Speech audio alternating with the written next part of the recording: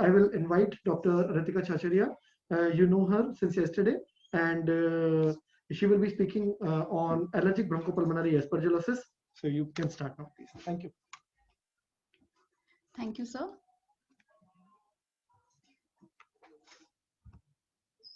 So the key points of my presentation will be understanding allergic aspergillosis, identifying ABPA, diagnosing it, and then treatment and monitoring of ABPA patients. So aspergillus associated lung disease are shown in this image. There's a huge spectrum of aspergillosis associated allergic disease, but we will be concentrating mainly on the allergic manifestations, which is this box over here. It comprises of ABPA, allergic bronchopulmonary aspergillosis, SAFS, that is severe asthma with fungal sensitization, and allergic sinusitis sensitization. What is aspergillosis-induced asthma? Patients of asthma with a positive aspergillosis specific IgE are called to have aspergillus-induced asthma. This consists of two varieties. At one end of the spectrum, there is severe asthma with fungal sensitization, and on the other extreme is allergic bronchopulmonary aspergillosis.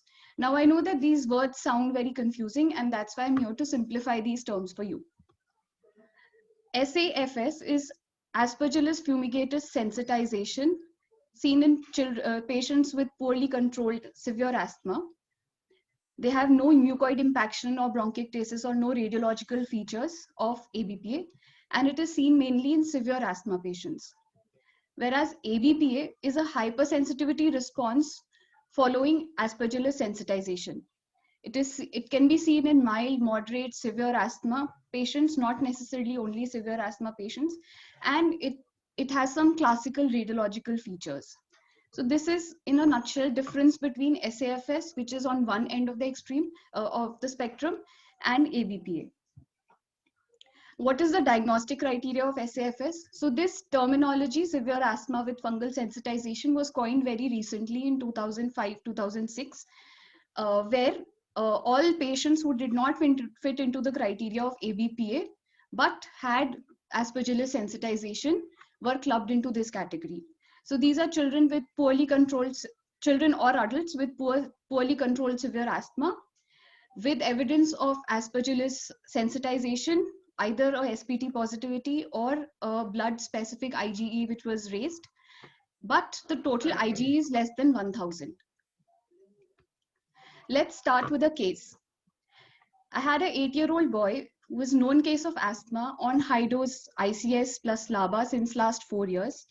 Despite that, he had hospital admissions and exacerbations every 3 times in a year. He had daytime and nighttime symptoms throughout the year, 3 to 4 times in a week. There was significant use of oral steroids and rescue SABA every month, and there was limitation of activity. So as Dr. Vineet Sehgal had explained yesterday, if we try to classify this asthma, he fit into severe asthma, which was poorly controlled. This time he presented with dry cough since 1 day, breathlessness and wheezing, which was acute onset within 2 hours. And he reported to the hospital in severe respiratory distress. He had hypoxia. His air entry was reduced bilaterally. We could not appreciate any rhonchi. He was lethargic and drowsy. And his chest X-ray showed bilateral hyperinflation and nothing else, no significant radiological finding apart from hyperinflation. So since he was a difficult to treat asthma, we checked first and foremost, what we do is we check for compliance and drug intake method, and that was correct in this patient. Next, after stabilizing the patient, after the patient was managed, 1 or 2 days later, we got a CT chest done. And CT chest showed some mosaic attenuation, areas of air trapping, and a small atelectatic patch in the right middle lobe anterior segment. We worked him up for ABPA. His total IgE was 465, and his Aspergillus specific IgG and IgE were positive. He underwent a SPT also, which was positive for Aspergillus and house dust mite. So this patient had clearly had fungal sensitization, but his total IgE was not more than 1000. This patient was then diagnosed to have SAFS, that is severe asthma with fungal sensitization. We started him on oral itraconazole along with oral steroids, and so far the patient has been doing well. So what is the management protocol of SAFS?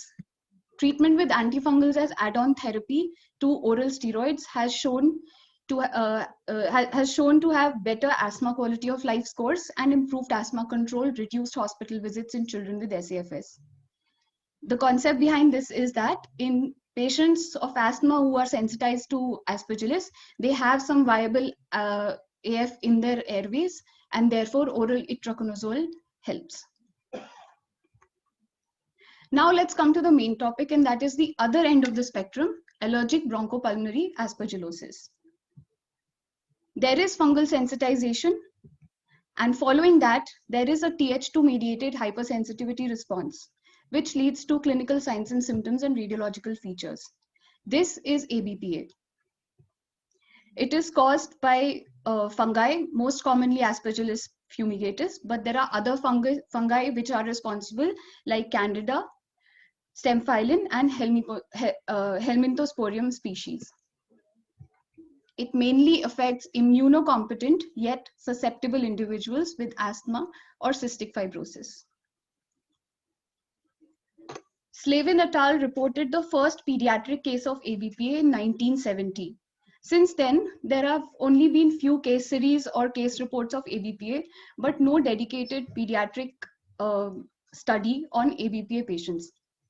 A study recently done in PJ Chandigarh reported children with poorly controlled asthma to have a prevalence of Aspergillus sensitization of 29% and ABPA of 26%.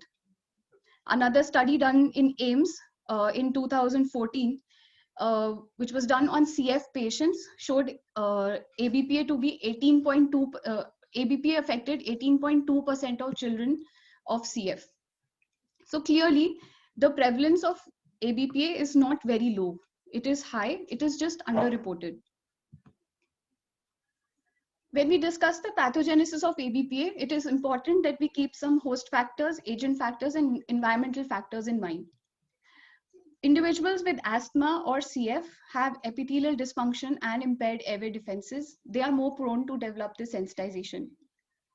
4.9% of cases have been shown to have some familial predisposition of developing ABPA.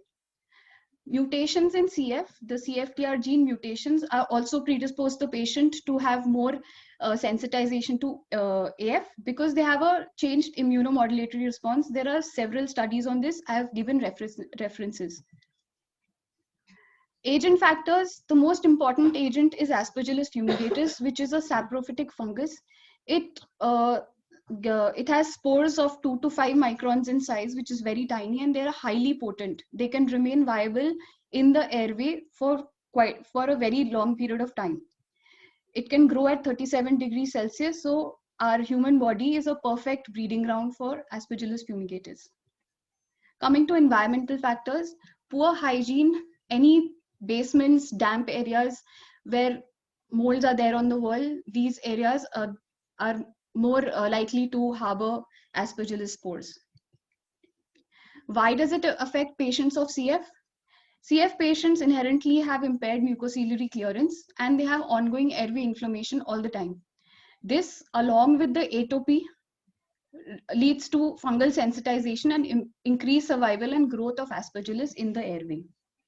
Apart from that, they are always on a high cumulative dose of ICS and long-term azithromycin, which both independently increase the risk of sensitization in these patients. And why does ABPA affect asthma patients? A lot of research has been done in this aspect, and it has been found that patients of asthma who develop ABPA might have a single CFTR gene mutation in them. So they don't present with CF, but they have a tendency, they have a predisposition to have ABPA. Then several genetic markers have also been found in asthma patients, polymorphisms in surfactant proteins, in chitinase proteins, and several other proteins which also predispose the patient to develop ABPA. Another thing is hypersensitivity alone has a relation with impaired clearance of AF. and thus increased fungal load. So inhaled Aspergillus spores bind to the surfactant in distal airways and they form hyphae. Now these hyphae repeatedly cause mucoid impaction. From these hyphae, there is release of virulence factors and proteases and different chemokines, which lead to loss of epithelial integrity. Since the viable AF is growing in the airway epithelium continuously, and the sensitized individuals are inhaling these spores from the air on a regular basis, there is constant supply of the allergen in the airway. Apart from that, there is impaired mucociliary clearance as inherently present in CF patients and because of the hypersensitivity in asthma patient. These three factors combined lead to providing a fresh breeding ground for Aspergillus fungus, and that's why these fungus then again grow and form hyphae, and this cycle keeps going on. Another thing that happens is that these chemokines lead to release of CD4 plus Th2 lymphocytes, which are specific for Aspergillus fumigatus. Now, these CD4 cells release IgE and IgG, which is specific to Aspergillus because of the interleukin-4 pathway, and the IL-5 leads to eosinophilia and basophilia. So this, in a nutshell, is the immunopathogenesis of ABPA. What are the clinical features of ABPA? Patients usually present with recurrent wheezing, increased exacerbations, basically poor control of asthma, poor response to inhaled bronchodilator, especially in the acute phase. There is fever, malaise, brownish thick sputum with flakes, may be seen, may not be seen. Sometimes in children, we don't see this particular history.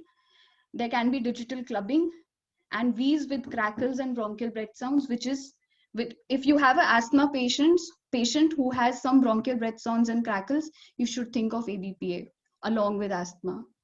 Because in general, asthma patients should not have crackles or bronchial breath sounds. So keeping all these details that I've just given you in mind, let's go to our second case. A 9-year-old boy presented with productive cough since 1 month, high-grade fever since 1 month, and fast breathing going on since 1 week. There was a history of recurrent nasal symptoms also, and he had occasional snoring. Daytime sleepiness was also there and lethargy was there. This patient had lost 5 kgs in the last 6 months. There was no history of tubercular contact and no repeated infections or hospitalizations before this episode.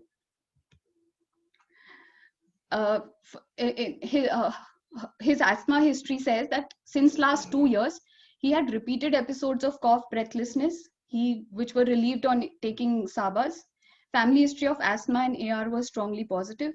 There were frequent exacerbations. He required SABA rescue therapy on a regular basis, and he was prescribed Foracort inhaler since last 2 years. But on detailed history, his compliance was very poor. On examination, he had adenoid facies. There was grade 1 clubbing. He was averagely built, and his respiratory rate was a little high with intercostal retractions.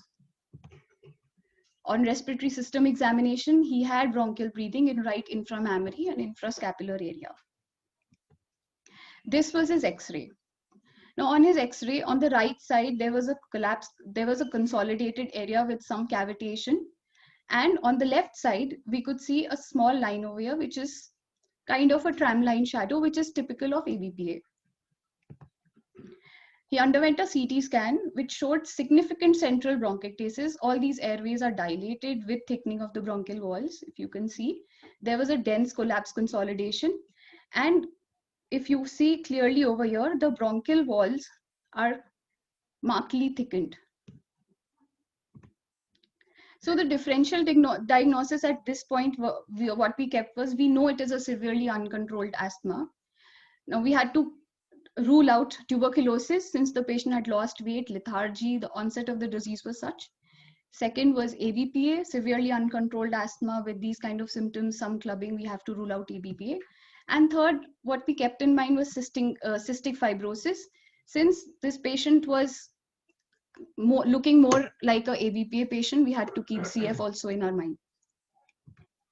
Now let's discuss the diagnostic criteria of ABPA and then we'll get back to our case.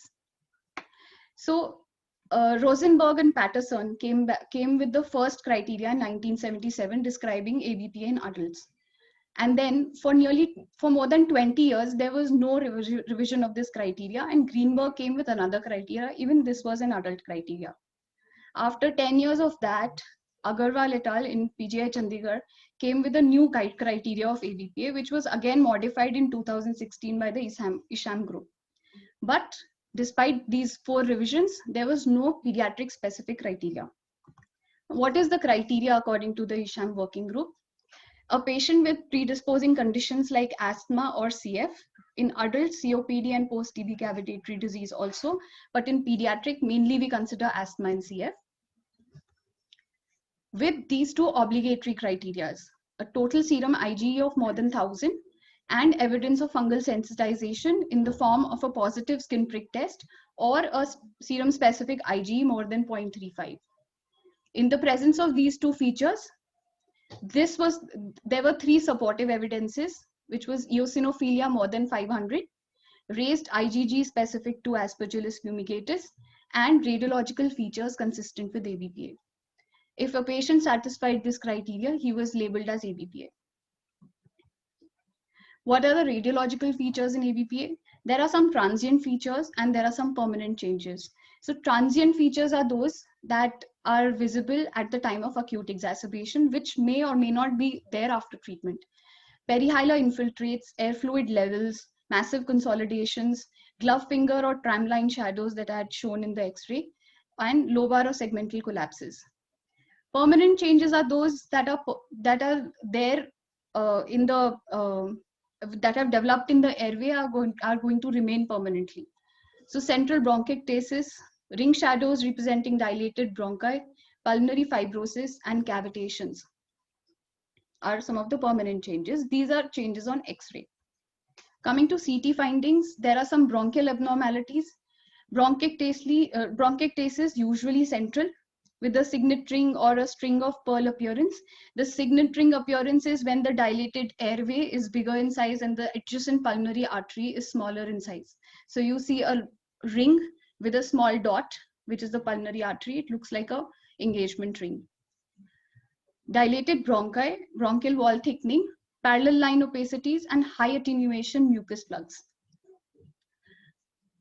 The parenchymal changes like consolidation, non-homogeneous opacities, emphysematous bullae, and pleural changes which may or may not be seen in the patient. Then they also, the Isham group also gave us a clinical staging of ABPA. Stage 0 is a clinically stable, well-controlled asthma patient, but was diagnosed with ABPA on routine investigations. Then acute stages based on CT and bronchoscopic findings. He may be with mucoid impaction or without mucoid impaction. Then when the patient is on treatment, we classify him to have responded to the treatment when there is clinical or radiological improvement and IgE levels have declined by 25% after 8 weeks of steroids, oral steroids. After the patient is responding, we start tapering the steroids. Next stage is exacerbation. A patient who's been treated with ABPA has shown significant improvement, but has again shows some clinical or radiological worsening along with a rise in Ig level by more than 50%. This is a patient who's having another exacerbation. When a patient shows sustained clinical radiological improvement with baseline Ig values sustained for more than 6 months without any systemic steroids, he is said to have gone into remission. The next stage is treatment dependent or steroid dependent asthma, where there are 2 or more relapses within 6 months of stopping treatment, or you're not able to taper the steroids in these patients. The patient's asthma and asthma symptoms are now dependent on systemic steroids. This is stage 5. And then advanced ABPA is when you have clinical signs of cor pulmonale or type 2 respiratory failure with fibrosis. Stage 6, mostly we don't see in pediatric age group, but up till stage 5, we can see in pediatric age group. Coming back to our case. So since we had the list of differential diagnosis made, so we sent all the investigations. This patient had eosinophilia. his IgE levels were 14,992, which were very high. Aspergillus specific IgE was positive, and so was the IgG. Sputum fungal culture was negative, galactomannan was negative, workup for TB was negative, and sweat chloride test was done once, which was also negative. So clearly now this patient had ABPA with an acute exacerbation. We started him on tablet itraconazole along with oral steroids, which is the mainstay of treatment. And we continued the patient on MDI, ICS plus LAVA. Allergen avoidant measures were explained, and a regular follow-up was planned with the patient. What are the treatment goals in ABPA? First, suppression of inflammatory response using corticosteroids. We have seen that ABPA is not only infection caused by Aspergillus, but it is a hypersensitivity response to the fungus. So we need to reduce this immune response, and that's where the role of steroids come. That is the first treatment of ABPA. To eradicate colonization or proliferation of Aspergillus in lungs. We have seen that the viable AF is able to remain in the lung airways for quite some time. It is very potent. So we need to hit it there. That's why a role of antifungals goes parallel with steroids. To limit ABPA exacerbations by keeping a high index of suspicion and investigating the patient promptly. And to prevent end-stage fibrotic disease by regularly keeping the patient under our radar and monitoring the patient well. So glucocorticoids, oral steroids is the first line of treatment. It is started at the dose of 0.5 mg per kg per day for 2 weeks, and then it is tapered to 0.5 mg per kg every alternate day for 6 weeks. After 8 weeks of steroids, we repeat the total IgE level, and if that is reduced to less than 25%, we start tapering the steroids by 5 mg every 2 weeks. Coming to antifungals, itraconazole is the first antifungal of choice. It is started at 5 mg per kg per day for 6 months. And we monitor for any side effect that the patient might develop. Other azoles are posaconazole and voriconazole and inhaled amphotericin B. But practical purposes, ABPA is managed with itraconazole and has good results. We don't need to change the antifungals in cases of ABPA. The third option is omalizumab or anti-IgE. It is now approved for children more than 6 years of age who are either in stage 5 or stage 6 of ABPA with raised IgE level not responding to conventional treatment. We can consider omalizumab. The only problem is that it is not easily available, and even if it is available, it is extremely expensive. How do we monitor the patient? We ask the patient to maintain a symptom diary, as Dr. Sehgal had explained to you yesterday. It is very important, especially for an ABPA patient, to maintain a symptom diary. Check the technique of taking the MDI and spacer on every visit, whether the visit is after 3 days, 1 week, a month, a year.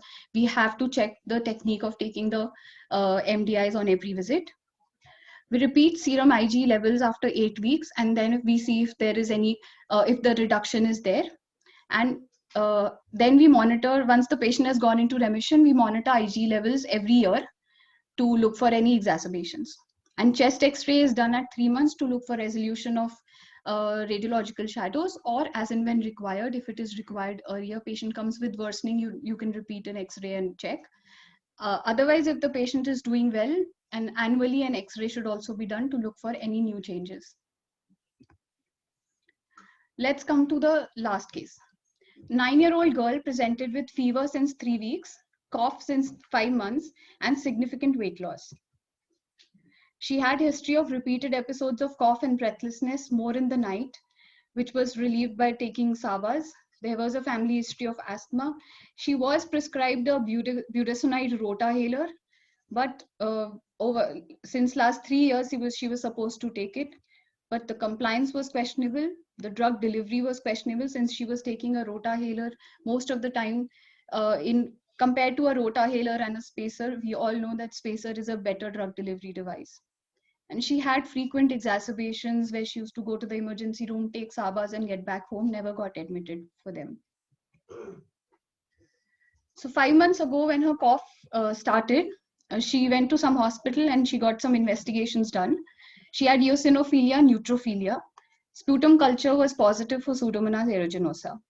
Fungal culture was negative, and her CT chest looked like this. She had central bronchiectasis with significant thickening of the bronchial walls, consolidation patches, massive consolidation over here, and some mucus plugs over here.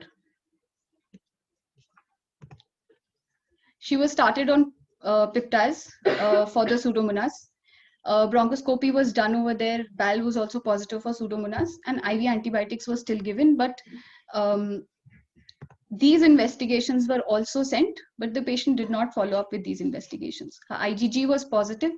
IgE was more than 1000, 1992, and sweat chloride was done, which was negative.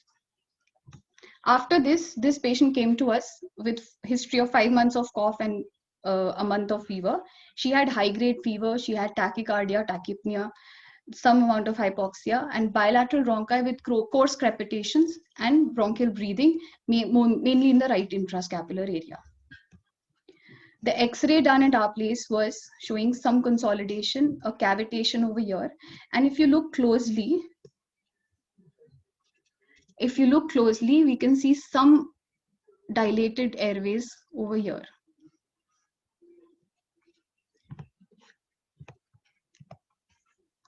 So this, one second. So we repeated the ABPA workup. Serum Ig had increased to 3129. SPT was positive. BAL culture was positive for AF. That means she has viable AF in the airway.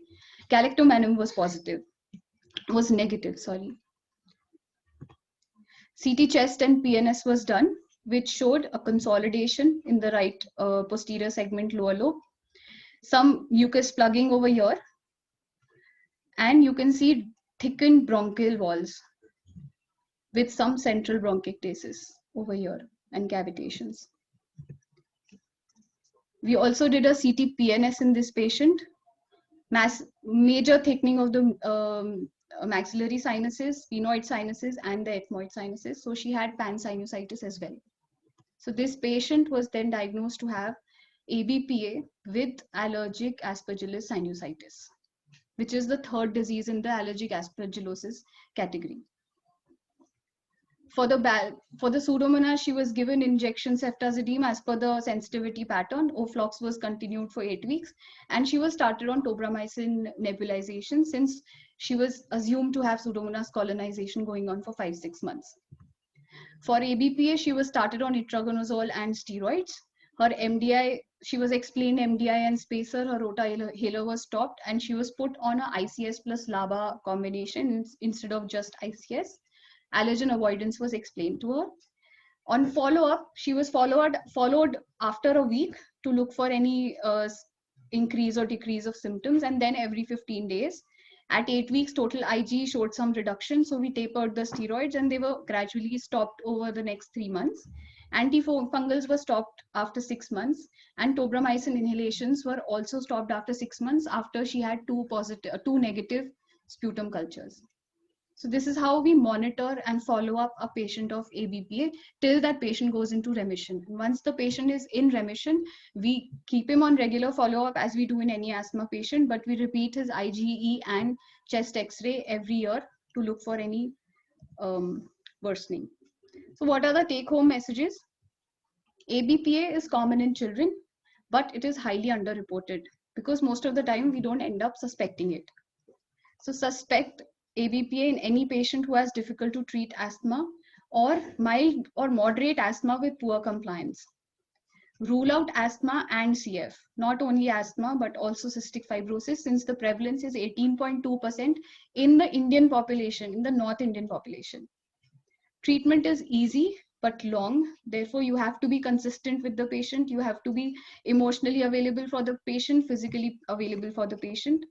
Aspergillus sensitization, once positive, is always positive. It is positive for life. This patient requires stringent monitoring and regular monitoring till he goes into complete remission. Thank you. Excellent talk, Dr. Ritika. Thank you. Any question or comment?